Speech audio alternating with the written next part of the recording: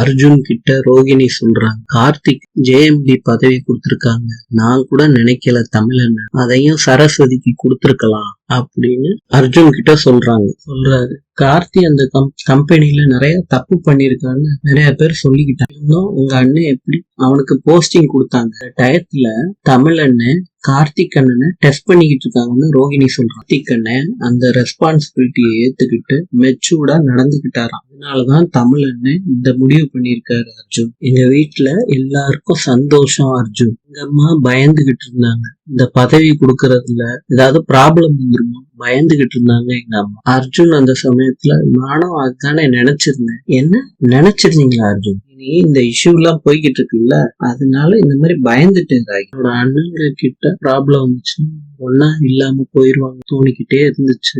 அர்ஜுன், தமிழ் அண்ணன் ரொம்ப சர்ப்ரைஸ் பண்ணிட்டேன். எனக்கும் ராகினி ரொம்ப சர்ப்ரைஸ் பண்ணிட்டாரு உங்க தமிழ் அண்ணன். போகாத ராகினி, வீட்டுல பாப்பா இருக்குல்ல. போன் கால் அர்ஜுனுக்கு வருது. நான் மத்தியானம் வந்துடுறேன்னு சொல்றாரு. ப்ராடக்ட் கொடுக்குற நேரத்துல என்னையா பண்றீங்க?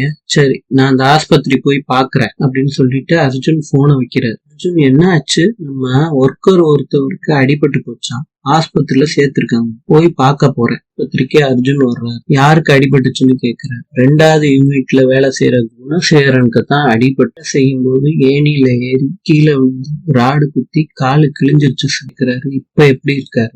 அவங்களுக்கு ட்ரீட்மெண்ட் பண்ண முடியாதுன்னு சொல்றாங்க சார். ஹாஸ்பிட்டல் சொல்றாங்க அர்ஜுன் கிட்ட, ஒரு எமர்ஜென்சி கேஸுக்காண்டி டாக்டர் வெளியே போயிருக்காரு. அப்ப ராகினி சொல்றாங்க, இதுவும் எமர்ஜென்சி கேஸ் தாங்க, அந்த பேஷண்ட்டுக்கு ட்ரீட்மெண்ட் பண்ணாம இருக்கீங்க, எப்போ வருவாங்க உங்க டாக்டர்? ஆஸ்பத்திரி கூட்டிட்டு போங்கன்னு சொன்னா கேட்க மாட்டேறாங்க.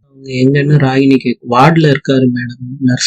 நர்ஸ் கேக்குறாங்க, என்ன நீங்க இதெல்லாம் பண்ணிக்கிட்டு இருக்கீங்க? நானும் டாக்டர் தானே ராகினி சொல்றேன். நர்ஸ் சொல்றாங்க, டாக்டர் வந்தா எங்களை தான் திட்டுவாங்க. பேசிக்கிறேங்க, நானும் டாக்டர் தான். அர்ஜுன் சொல்றாரு, ஏதாவது ப்ராப்ளம் ஆயிரப்போ. அதெல்லாம் ஒன்னும் ஆகாது, நீங்க போய் வெளியே நில்லுங்க. இவருக்கு பிளட் தேவைப்படும், அதனால இவர் குரூப் என்னன்னு செக் பண்ணி உடனடியா பிளட் ஏற்பாடு பண்ணி நர்ஸ் கிட்ட சொல்றாங்க. நீயே ஆப்ரேட் பண்ணி அந்த மெட்டல் பீஸ கால்ல இருந்து எடுக்கிறாங்க. அவர் எப்படிமா இருக்காரு?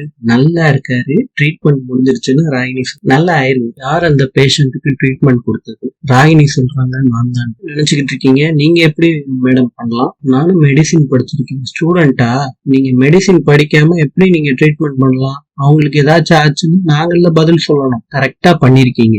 படிக்கும் போது எப்படி பண்ணீங்க?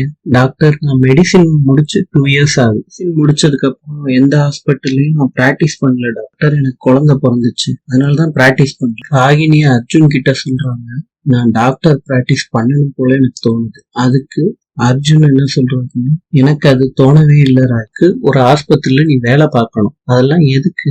நீ ஒரு கம்பெனியோட ஓனர், அந்த பேர் உனக்கு பத்தாதா ராகினி? இதை நான் ஒரு சர்வீஸா தான் பாக்குறேன். இந்த டாக்டர் வேலையை இடத்துல சேலரி வாங்கிட்டு ஒர்க் பண்றது எனக்கு சரியா படல. உன் கம்பெனில நீ நிறைய ஒர்க்கர்ஸ்க்கு நீ சேலரி கொடுக்குற, டாக்டர் பேசுனால நீ கன்ஃபியூஷன் ஆயிடும். இதை பத்தி எல்லாம் யோசிக்காத ராகினி. தமிழோட ஃபேமிலியில எல்லாரும் சரஸ்வதியை கேலி பண்ணிட்டு இருக்காங்க. சரஸ்வதிக்கு தலை சுத்தி வாந்தி எடுத்துட்டாங்க. தமிழ் ஆஸ்பத்திரிக்கு கூட்டிட்டு போற சரஸ்வதியை. நாளை சந்திக்கலாம். இன்று மலச்சிக்கல் தீர மாம்பழம் சாப்பிட்டு வந்தால் உடலுக்கு நல்லது.